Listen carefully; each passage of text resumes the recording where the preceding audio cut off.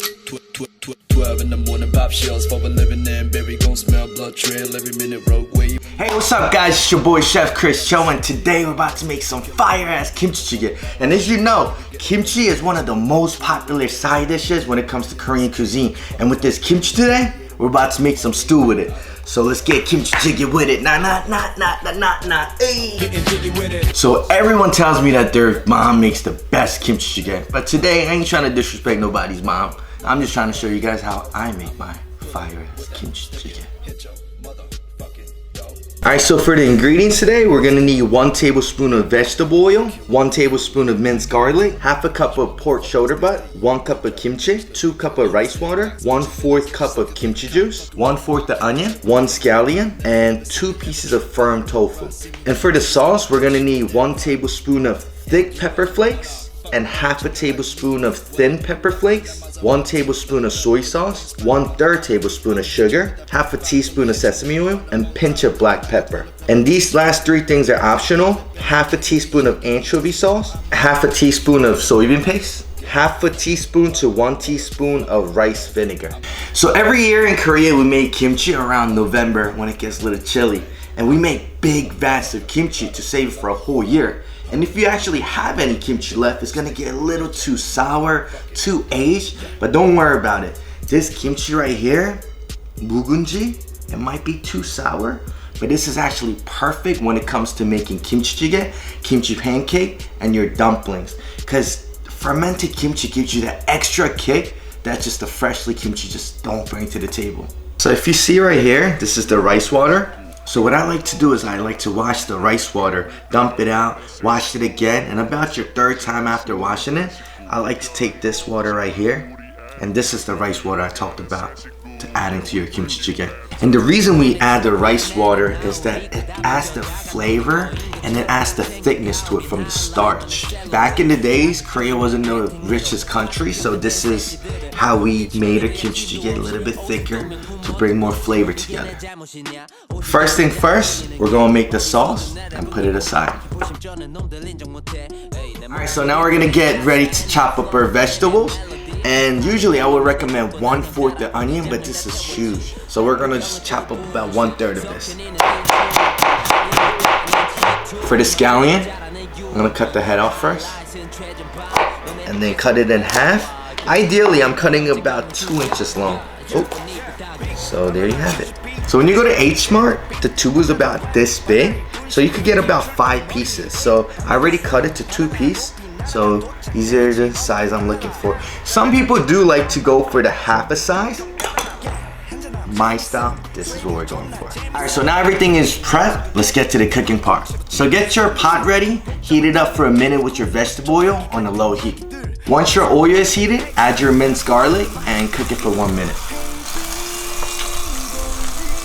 Add your pork, stir fry for 2 minutes or until it's 80% done.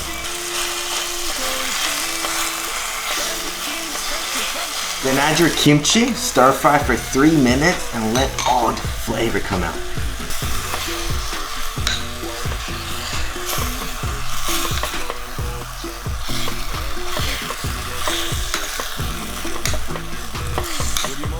Now you can add all your sauce and cook it with the kimchi and let it cook for another minute.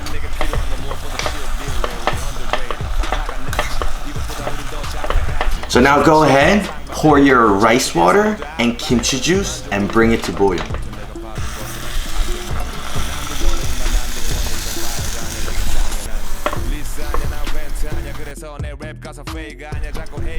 And once it's boiling, add your scallion, onion, and your tofu and cook it for another 2 minutes on medium heat.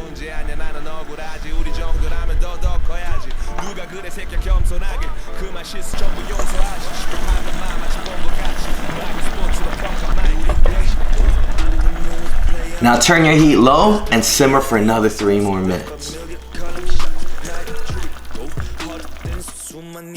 Alright, so now our kimchi jjigae is ready to go, and this is something really important that I wanted to share with you guys. Although you guys might have followed the exact ingredient that I told you guys to cook, my kimchi jjigae and your kimchi jjigae might taste a little different. And the reason why is because the main ingredient in this recipe is kimchi in kimchi jjigae.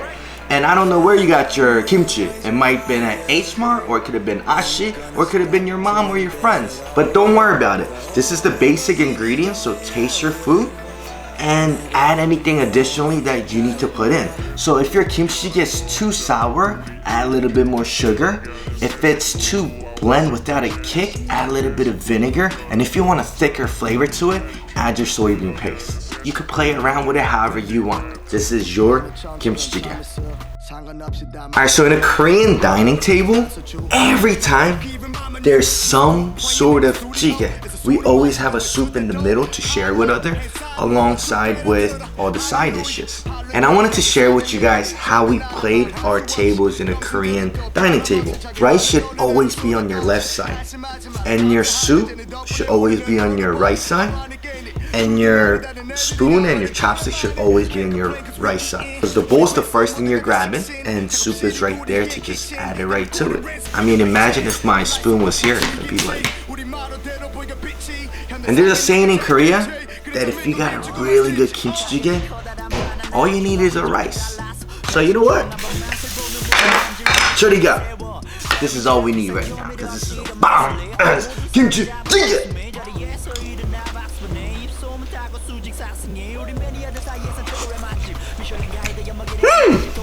Alright, so thank you guys watching again, and if you guys like the recipe, or if you guys have any questions, make sure you guys comment and like below. And the reason I really do this is because I want you to share it with your family, friends, and everybody. So make sure you tag me with the picture of you guys eating just like this. That's why I'm doing it. Let's get jiggy with